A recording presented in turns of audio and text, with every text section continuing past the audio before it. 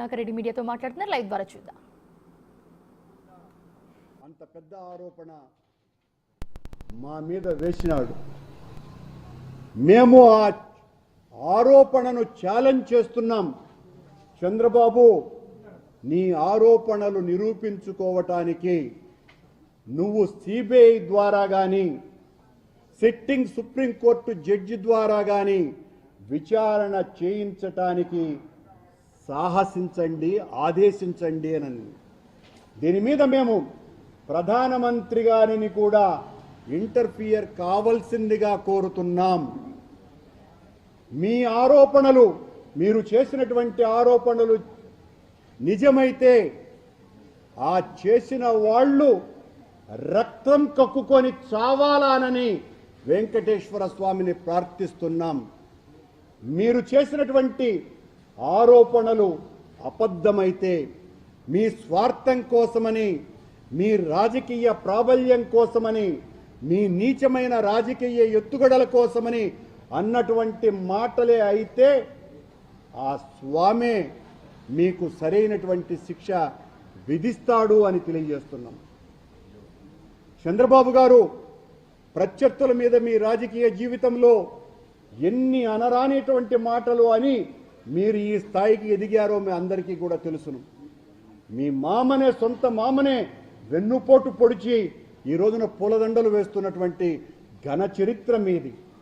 మీరు మీ కుటుంబ దేవుడని చెప్పుకునేటువంటి వెంకటేశ్వర స్వామిని కూడా రాజకీయ ప్రయోజనాల కోసమని వాడుకొని 140 కోట్ల మంది ఆరాధ్య దైవమైనటువంటి వెంకటేశ్వర స్వామిని తరతరాలుగా, వందల వేల సంవత్సరాలుగా ఈ స్వామి మా స్వామి అని అనంతమైనటువంటి కష్ట నష్టాలు కోర్చి వెంకటేశ్వర స్వామి దర్శనాన్ని కోసమని తల్లడిల్లేటువంటి భక్తుల మనోభావాలను సర్వనాశనం చేయటానికి కూడా మీ రాజకీయ ప్రయోజనాల కోసమని ఏ మాత్రము కూడా వెనుకాడకుండా, సిగ్గు లజ్జ అన్నదే ఏమాత్రము కూడా లేకుండా మీ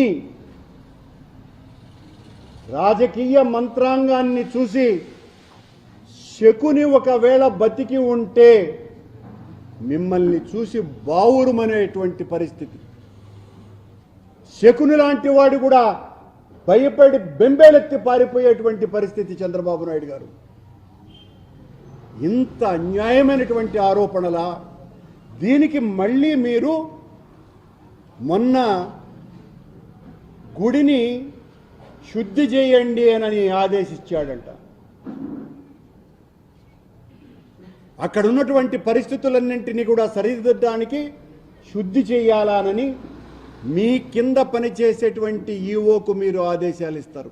ఈ ఈఓ జూలై నెలలో ఆ ఏఆర్ కంపెనీ అనేటువంటి సరఫరా చేసేటువంటి నెయ్యిని టెస్ట్ చేస్తే అందులో ఎడిబుల్ ఆయిల్స్ దొరికినాయి, వనస్పతి ఉన్నట్టుగా ఉంది అని పత్రికా సమావేశంలో ప్రకటించినటువంటి శ్యామలరావు గారు,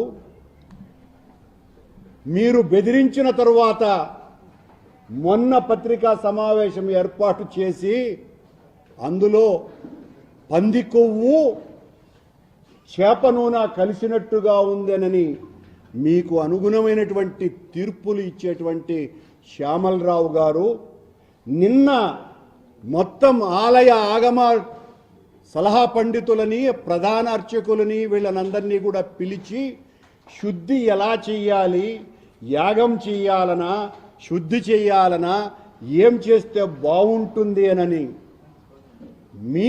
మీ పాలనలో చంద్రబాబు అధికారంలోకి వచ్చిన తరువాత మీ ద్వారా రిజెక్ట్ కాబడ్డటువంటి, అది వాడనటువంటి నెయ్యి, రిజెక్ట్ కాబడ్డటువంటి నెయ్యిని చూపించి మొత్తం అంతా కూడా వైఎస్ఆర్ కాంగ్రెస్ పార్టీ హయాంలో ఈ నెయ్యే వాడారు అని దమ్ముగా అబద్ధాలు చెప్పే చంద్రబాబు నాయుడు గారు నందిని నెయ్యి ఎందుకు వాడటం లేదు అని గుండెల మీద చేసుకొని చెప్తాను అని చెప్తున్నటువంటి లోకేష్ గారు 14వ సంవత్సరం నుంచి మీరు అధికారంలో ఉన్నప్పుడు 19 వరకు నందిని నెయ్యిని, కర్ణాటకకు సంబంధించిన నందిని నెయ్యి ఎందుకు వాడలేదు? ఒక్క టెండర్లో మాత్రమే నందిని నెయ్యి 6 నెలలు మాత్రమే ఎందుకు సరఫరా చేయబడింది?